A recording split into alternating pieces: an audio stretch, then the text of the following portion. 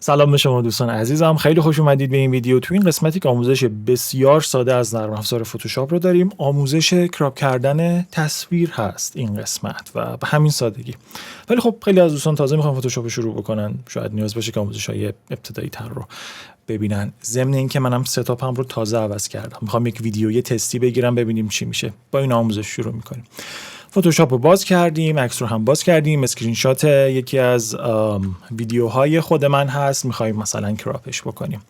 ابزار کراپ کدومه؟ از ساید چپ نرم افزار یک سری ابزارهایی رو ما اینجا داریم. یه دونش هست که انگار دو تا 90 درجه اینطوری اومده رفته توی هم. این ابزار کراپه، روش میتونیم کلیک بکنیم یا مستقیما از روی کیبورد حرف C ABC به زبان انگلیسی این رو فشار میدیم، شورتکاتش هست و دور عکس ما یک کادری سبز میشه و این نشون دهنده اینه که ابزار کراپ برای ما باز شده. الان داره بارون میاد، امیدوارم صداش نیاد توی ویدیو.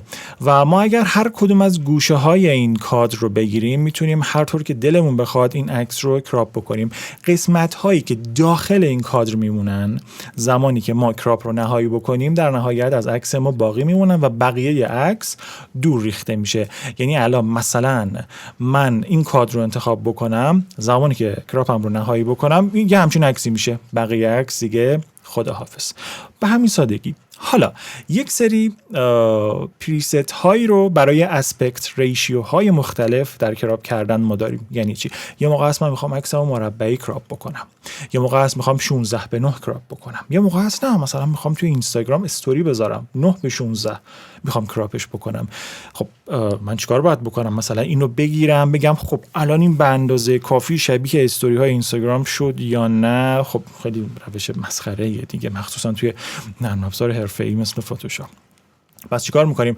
از قسمت بالای ابزار یک عبارتی به نام ریشیو یا نسبت نوشته شده، روش کلیک میکنم و به به یک سری نسبت تصویرهای متداولی رو اینجا برای من نوشته.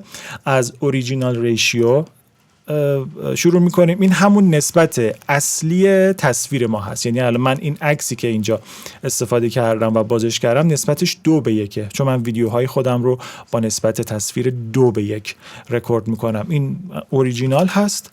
میتونیم از نسبت‌های دیگه استفاده کنیم، مثلا 1:1 یا همون اسکوئر، یک کادر مربعی برای من درست میکنه. و نکته جالبش اینه که حالا اگر من گوشه های این ابزار کراپ رو بگیرم و چپ و راست و این ور اون ور بکنم، دیگه نسبت تصویر به هم نمیخوره، لاک شده، قفل شده روی ریشیو. و همینطور نسبت های دیگه، مثلا 5:7 یا مثلا 4:5 یا مثلا 16:9. اکثر مانیتورهایی که ما داریم نسبت 16:9 دارن.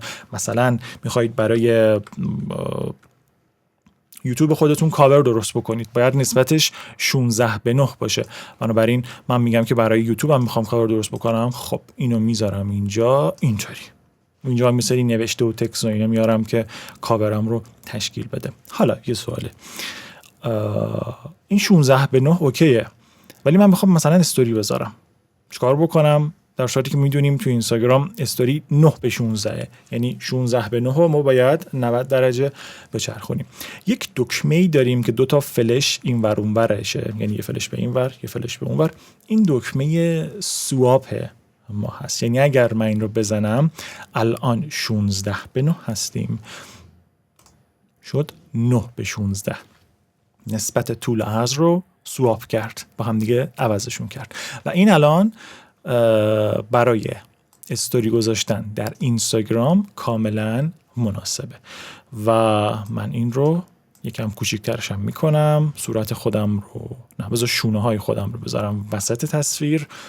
و بعد از اینکه اون تصویر من نهایی شد و چیزی که میخوام رو بهش رسیدم، میتونم این دکمه تیک این بالا یا چک مارک این بالا رو بزنم، یا روی کیبوردم ترکیب کنترل و اینتر رو میزنم و تمام. الان تصویر من کراپ میشه و کنترل 0 رو هم میزنم تا بشه زوم فول اسکرین کردن توی این محدوده. و این تصویریه که من در نهایت خواهم داشت. آموزش خیلی ساده ای بود و اگر سوالی دارید یا قسمت‌های دیگه یا فتوشاپ یا داوینچی ریزالو رو دوست دارید بهتون آموزش بدم، حتما توی قسمت کامنت رو برام بنویسید. موفق باشید.